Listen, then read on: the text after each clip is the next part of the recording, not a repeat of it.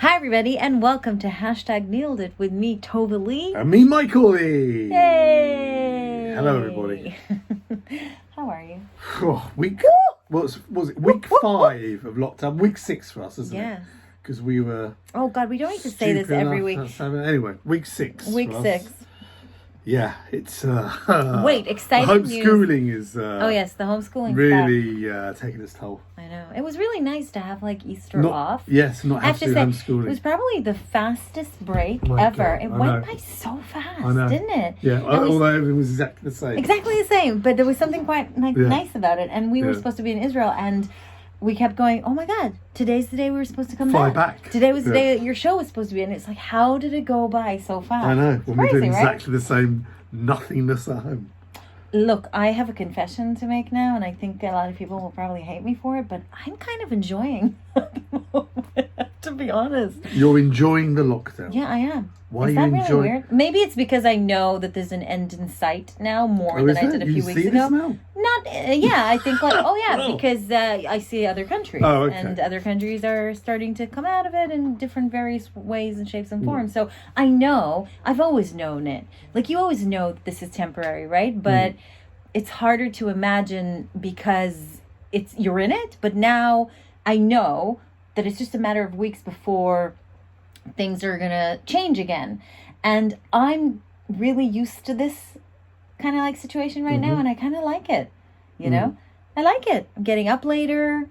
I'm just like at home. I don't miss like going anywhere. Like I don't miss anybody particularly. Like I don't you know, like I said this a couple of weeks ago, if I was stuck in a different country, and I know there's a lot of people who are stuck with, or people who can't see their relatives because they're, elderly, or, I probably would feel differently, or if it affected my work very much. But I'm lucky in all those senses that it hasn't. I live away from my family, so I'm used to that, you know. My work is online, so that's okay. Like, and I'm quite enjoying it. Is that really bad? No, I Do you miss like going on the tube? And I don't know. I don't miss driving. commuting. I don't miss the commuting Sundays. But I miss just jumping in the car. To go where? Nipping to the shops. I don't miss that. Going to Soho, going into town, going, see my dad, just sort of your kind of everyday stuff. Really. I gotta say, though, the one thing I really did miss, and I think we mentioned this last week, was going out, like to party, like a proper party, to dance. I really like socializing usually, and I like going out dancing with my friends. So I felt like I really needed it. And last weekend, Mike and I threw, well, it wasn't a house party. It was a club party. I was like, because I didn't want to go to a house party. We've been to some really bad house parties, right? And last year, we won't mention anyone, but like really not good. So I would much rather go to a club with a good DJ, Anyway, so we threw a club party. You did it was it Instagram? We did it live on Instagram. TikTok. We did a playlist. Zoom. People sent in their requests, and we created a playlist. But I wanted it to be a real experience for people. I didn't just want them to have music in the background and for them to just dance and feel stupid. I was like, we're going to be so stupid that people at home will get up and actually dance. And people did. And people did. They did. Yeah. So we basically mimicked a club. And Mike was like, well, as much as we could have been. Yeah. It's like quite dodgy club. Yeah, with hundreds of people queuing up. No, it's just the two of it was the two of us. We were good. social distancing. Oh yes, very much so. So Mike was the bouncer, and then he was the bartender, and then he played different roles variously throughout the night. No, it was fun. It was so much fun. It was fun. We'll do another one, won't we? Oh yeah, we will for sure. We're gonna do an 80s night because that's what everybody seems to want, an 80s night. I don't want so tired. It'll be like real kitsch though. We have to go like all pitch. Yeah. We'll start. So I have to say, like after doing that, I felt so good. I felt so good. But it does make you think about how. I mean, I've said this for years that going places is a waste of time and energy, and they should just bring everything to you. So I'm living my dream. I said this when I was 20 years old. Like, why are we going places? So yeah, I felt like I had been to a club, and that was it. Like I ticked that box. Gave us an excuse to have a good old drink, didn't it? Oh yes. Yeah, I mean, we both sort of I knocked them back. But wait, there's a difference. No cab home. Yeah, exactly. Easy. Exactly. No babysitter. Use your own toilet. Didn't pay the babysitter. I mean, it was like, really, it was the cheapest night out ever. So, yeah, and we're doing another night on the 2nd of May, which is actually going to be, again, my show. That's your show, yeah. Yeah. So it's like a night at the theater, very classy. Again, there's an interval, there's like snacks. We're doing the whole thing. Like, that's actually what I love more than anything. It's just like this ridiculousness. Because I know a lot of people do parties online and they're like DJing, but I feel like they take it very seriously. So I think like what we offer is the opposite. Yes. It's fun. It's sort of that whole collective thing that everyone is commenting in together, and everyone is stuck at home, basically. I know. Yeah. So we did the show last month, and it's basically my tour, the Fucked at 40 tour that I did in the US and Canada and England a few months ago, but wanted to do more in Europe this summer, and obviously can't now. So I just decided to do it online. So if you guys have missed it, if anybody out there is listening and missed my show or lives in a country that I hadn't gone to, or maybe somewhere really far away, I have people who follow in Australia and New Zealand, and I don't know if I'm ever going to get to Australia and New Zealand, being honest, because the thought of flying for that many hours, I'm so sorry, but it just it really puts me off, although I really want to visit those countries. So this is their chance, right? This is their chance to do it. And it'll be live on Facebook, on a secret Facebook group, but in terms of time differences, what we're going to do is we're going to leave the video up for 24 hours. Right. So if you're at a different time zone, you can still see it. So that's happening on the 2nd of May, and the tickets are on my website, tovalee.com/tour. And if you're one of the people listening that hasn't seen it, you really should. It was a real laugh, wasn't it? Yeah. It was great fun. No, I didn't know how I would feel, by the way, doing it online, because you don't get the reaction of the audience laughing or booing. Or just in general. I can toss things at you. It helped me when Mike was standing behind the camera. He was like the tech guy. He played different roles, by the way, in the show as well. Just giving you a hint, because people love seeing you, by the way, in my videos. They do. They really do. You should have seen the comments on the party. It was like, "Oh, the bartender's a hottie. God, Tova, are you gonna make out with the DJ?" I mean, really, the stuff.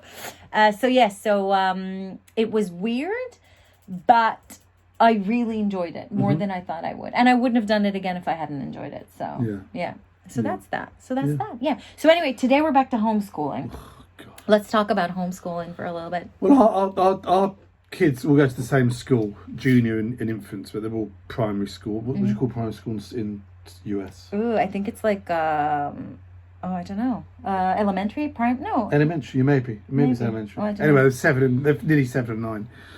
So they've been sent this proper timetable, literally from 9 o'clock with PE with Joe Wicks, which we were doing anyway. Yeah, true. All the way through, a couple of short breaks, but it's like proper 9 to 45-minute classes. Maths, English. So we started off today. So to the kids the same age, so they had the same effective homework. So that was like, I picked the easiest one, which was drawing some flowers going out. So one could be doing that while I was teaching the older one. But literally within 10 minutes, I was losing the patience. The patience that teachers have. You mean the will to live? Yeah, I mean, I bow down to any teachers out there listening. How do you keep calm and the patience when? I mean, our eldest it's like it's your own children. Her name wrong. She scribbled 2 bits out. I was just like, why have you done it? So you cross it out. Like that, lost it. And I was like, I've got this every day for how long? Times 28. How many kids are in a class, right? God, I don't know. No, but for me, like, what got me more is, I'm sorry. Like, A, not a teacher, don't know how to teach. B, I'm sorry. Like, I don't understand the expectation of homeschooling for 6 hours a day times 3, right? When you have 3 kids, or 4 or 5, or how many kids you have, when you also are working potentially still from home, or when you even have to do like anything you have to do, cleaning, cooking, I don't know, there's a lot of things. I just don't understand.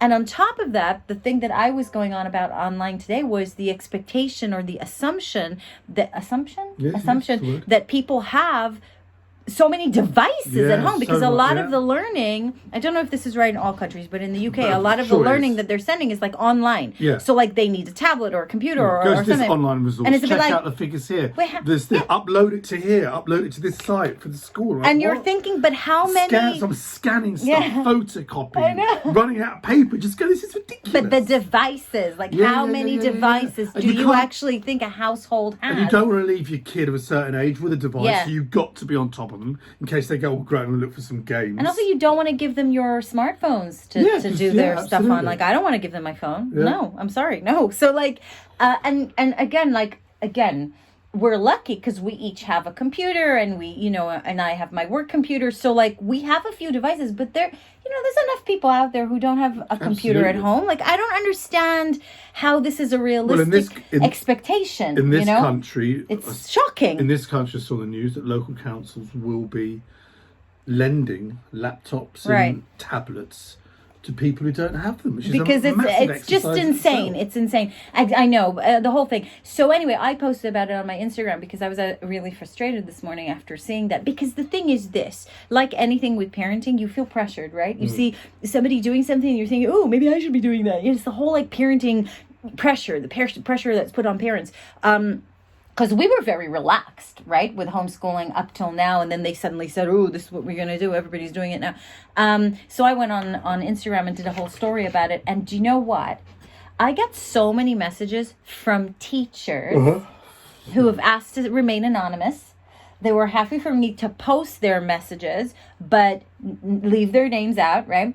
And they have come and said, it's insane. Wow. Yeah.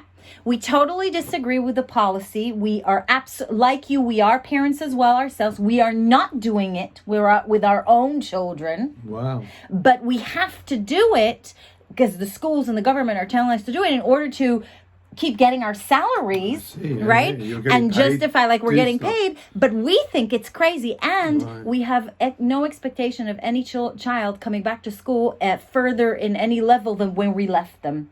So like anything you do at home is great, but like we have no expectations. But it's just like incredible. so. Isn't that incredible? Isn't that incredible? Look, I agree that it's important to have kind of structure. We were doing structure. Yeah. Have some kind of structure the day some with sort the of kids. schedule. Yeah, whatever it's good. It is. It helps. If you're lucky enough to be able to go outdoors and the weather's, of course you can go outdoors, go outdoors as much as you can. But having some sort of structure as opposed to kids going, Mummy, Daddy, we're bored. Oh, okay, watch another film, whatever. Yeah, have some structure. And that structure will obviously have reading, artwork, whatever, which is all using their brains. But to sit down and go, right, it's English. Right. Science. I saw a brilliant, my friend posted on Facebook today, wasn't her, a friend of his, a guy who dressed up like a woman, like an old teacher woman, and said it's more teacher with Mrs. whatever, and he's there, and the kids doing the homework, and he's there like swigging whiskey, and so it's very, very funny. Old school teaching. Yeah. No, it's and look, I know that there's some parents out there, it comes very naturally to them. There's a lot of people, I think, who are quite enjoying homeschooling, and that's awesome. Like if you're like that, but I think for a lot of other parents, and I include myself in that category, it's not something that I think I'm capable of doing, nor do I want to do it, nor do I have the time to do it, if I'm being totally honest. So we have lowered expectations. It's not to say that we're not doing anything. Of course we are, but we're definitely not following the thing. And this also made me laugh. We're supposed to have calls with the school every Friday. Well, it's email them. Or email them, sorry. Oh, I said to Mike, I was like, I'm sorry, I'm not doing that. Like, if you want to do it. I'm not interested. And I can't wait for them to come and say something to me about it, and I'll give them a piece of my mind. I'm sure you will. Exactly. So Mike's basically going to do it to avoid the embarrassment. Fair enough. Other news, completely not quarantine related, but I feel like we need to talk about the foxes. You and the foxes. Come on, but let's face it, there's not like much things going on. Entertainment. This is entertaining. Yeah, the foxes. There are people who don't have foxes in the garden, so tell them about the foxes. Well, more than a year ago, when we kind of effectively moved into the house, years and years and years ago. Oh my God, the twins were so little. And the twins were toddlers. Yeah, toddlers. Urban foxes, big thing. So we saw foxes in and around, whatever. And then don't forget, we got a little sort of wooden patio. So like patio, decking. And then one day we saw these eyes peeping out from under the decking, like underneath the floorboards. Yeah, But so the female fox had basically was using this to have her. Is it litter? Was it foxes? Cubs, yeah. Have their cubs, and they were there. So luckily, we didn't do anything bad. We managed to sort of. No, it's difficult because our fencing. They had to stay. Our fencing goes where they round, so the normal foxes can jump over. But the baby. We had this little baby fox stuck in our garden, didn't we? So we basically could not go into our garden for a few months until the foxes were big enough to leave. That's right, which they because did. They found our kids were so young, and we were scared to let them out in the garden with the foxes. So that's what happened. Anyway, since then we've blocked like the whatever, so that hopefully that won't happen again. And we blocked the space. We There's sealed been one the space. big fox quite a lot who jumped in over the weekend. Was in the garden with me. Massive like a wolf. Yeah. But can I tell you the size of a wolf? I actually feel bad for the urban foxes because I think like they probably rely a lot on food that gets thrown like from restaurants. They're bigger than country foxes. Yeah, they are massive, by the way. Like they're really, really big. And now they probably don't have as much food. And even like I don't think people are throwing away like food, like even from residential. I don't think they're finding as much. They probably ate loads of food thrown out by restaurants, and that's what I'm saying. Yeah. So I don't know how they're coping. Maybe that's why we've seen them more. Like they're looking for it. I haven't seen them. Why? They've been in the garden recently. So last night. But last year they were. Last night the dogs were like. They were going crazy. And Mike thinks that our dogs are basically possessed. He just totally ignores them. Yeah. They have reasons. You don't see what they see. Anyway, he thinks like they make it up. But obviously last night they were barking. He's like, oh, these dogs, they're so stupid, these dogs. And I walk out and I see something moving in the next door garden, and he's away, right? This guy doesn't live there. And I'm thinking, oh my God, Fluffy's made his way into the other guy. So I go, Fluffy! And suddenly this massive fox comes out of the bushes, right? And a cub follows. So cute, like the cutest thing, honestly. And obviously Fluffy and Choco heard them. But what was funny is like we usually lose balls, like they go into the next. We're playing a lot of tennis. Yes. Well, I say tennis. How many times can you keep the ball up? So I bought loads on eBay, loads of tennis balls, and obviously most within seconds have gone to the two gardens on either side. So the kids I've been helping them jump over the fence to get the balls. To go into the undergrowth. Literally in the bushes where the fox obviously I know lives. The fox So now... The fox is basically, he's got an old shed. Yeah. They'll be in the shed. Yeah, it's true. They like sheds and deckings. Yeah. But anyway, my point is that after seeing the size of that fox last night, they will not be going into the other garden to get the balls. Yeah. And that's the end of the tennis, right? Oh my God. Well, we'll keep playing, but... Yeah. What else is new? Any other news? I stayed in yesterday. You stayed in? I'm joking. We got into some good series, actually, because I know yes, people like the recommendations. Yes, we have. We're currently watching an old BBC I can't believe these things are old, and I'm like getting into them now. It's hilarious. It's old. It's like it's old. No, because we've gone like through nearly everything on Netflix, and I think everybody's in the same boat. People are like, I've watched everything, I've seen everything. So what's quite nice, quite gentle, very British made, is a crime whodunit series called Unforgotten. Yeah, there's 3 seasons of it. Yeah, with very, very good British actors. I recommend that. It's quite slow but good. Yeah. We talked about Unorthodox last week, didn't we? Unorthodox on Netflix. It's come out. It's very, very good. Again, it's only 3 or 4 episodes. I'm watching Fauda, Fauda. That's Israeli, isn't it? I love it. Season 3 is tremendous. I can't stand it. If you're, I think it's more of a blokey thing. It's terrorists. There's a lot of killing going on, kidnapping. It's very high octane. But if you like Homeland and things like that, Fauda is because you're watching Homeland now, or I'm watching the final season as well. No. Which I missed the last season. I gave up, but I thought I'd watch the last one. It's all right. It's the same story. The problem is, I feel like with all these very long shows on Netflix, etc., is that for me, they all in the end blend in into one. Yeah. Like last night, I was trying. Remember, we saw that actor. And in Unforgotten, I went, oh yeah, he was in that other everything. What was it? And I could not, for the love, like I could not to save my life. Like I saw it, I remembered the character. I was like, what show was it? No idea. No idea. They all blend into one. And Ozark, for those you never seen Ozark with Jason Bateman, 3 seasons now, tremendous, great American show, highly recommended. Good. Yeah, that sort of kill some time for people. Yeah, no, that's good. That's it. So I have no more news. No, that's there we are. We each week's varying length. Sometimes she'll go off on one, and you'll be listening for 2 hours. This is a slightly shorter show. The sun is shining. Let's get out there. I could have gone political. I had something to say. I did. I did. I will say one last thing. Okay, I will say one last thing. I had a really big viral video a couple of weeks ago. I mentioned that last week. And then I like to do this. Like, this is my thing. I like doing it. So, like, the viral videos are usually the fluff. I call them the fluff. I put them out there. They bring followers. People love them. Makes everybody happy. Great.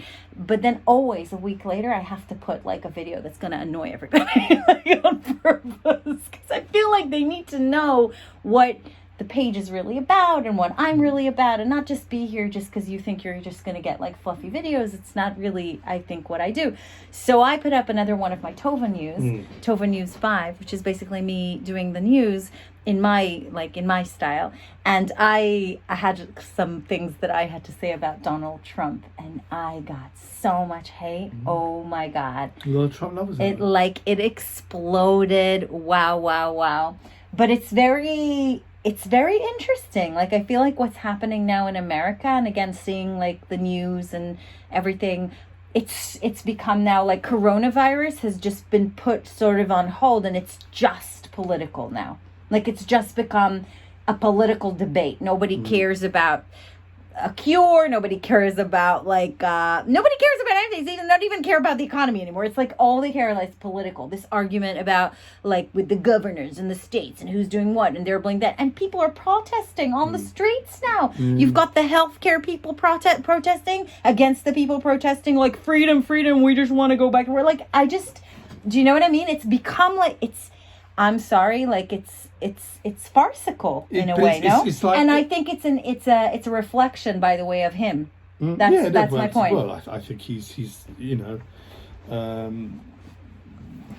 sort of very cleverly encouraging some of it by things he's said or done. But anyway, I don't get too political. But I mean, as soon as you start not agreeing with scientists, yes, these are scientists. I'm reading a book at the moment. What it's called now? It's about man. It's all about us being apes and moving forward, and what has made us in a shorter space of time be incredible as a race. And it's mainly science that we can develop stuff that other animals cannot do. And I think once you start going against scientists and going, oh, disagree, no, you're wrong, woo, whatever, and they go, no, scientifically we now know X, we know this scientifically, then you've got a problem. Yeah, but I have a real issue. Like, I know the thing is, like, when somebody repeats something enough times and they don't listen to anybody, and like they just repeat it and they repeat it louder, right? It's like, I can't even explain it. You know what I mean? It like becomes like this mantra, and then people start repeating it, and it's like, and also I get what you're saying. Totally. I agree with you. And the issue that I have with Trump, for example, is that he's one of those, he's the type of person that you can't argue with, because in order for you to have like a proper discussion or argument with a person, they need to be reasonable. They need to be able to hear what you're saying and respond in like to the points that you have raised. Now, there are a certain type of person, narcissist, let me think what else I could think of. Like all these, that just, he does not even respond to what you're saying. He just has his thing to say. You cannot have a discussion with that type of person. And when you hear how he answers questions, like, for example, from the press, it just blows my mind. I went on a big rage saying, I don't understand how the press aren't just holding him accountable. Don't just let him get away with how he talks to you. He's a bully. So people were saying, but he's vindictive.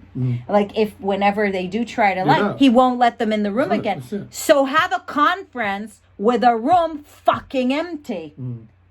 fucking show the face of this dictator, like honestly, right? And have a conference, a press conference in the biggest Western country in the world with not one fucking person from the media. That speaks volumes. They have a responsibility, just like I said in the UK.